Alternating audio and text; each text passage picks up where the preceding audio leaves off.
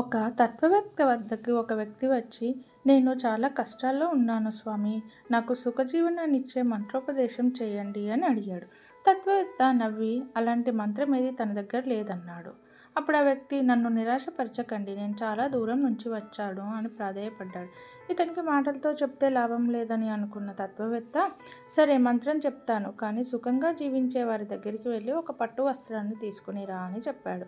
అంతేనా, వెంటనే తెస్తాను అని ఒక పెద్ద వ్యాపారి వద్దకు వెళ్ళాడు. నాకు మీ పట్టుపంచ ఒకటి కావాలని అడిగాడు. సరే ఇస్తాను, ఎందుకు అని వ్యాపారి అడిగాడు. తను జరిగిందంతా చెప్పాడు.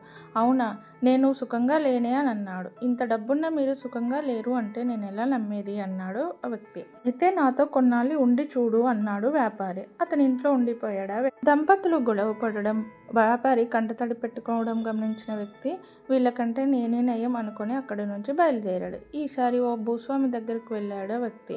అతను కూడా కష్టాల్లో ఉండడం చూసి అక్కడి నుంచి వెళ్ళిపోయాడు. ఒక చెట్టు కింద కూర్చున్న ఫకీర్ను చూసి, మహాత్మా మీరెంతో సుఖంగా ఉన్నారు, మీది ఒక పట్టు వస్త్రం ఇస్తారా అని అడిగాడు.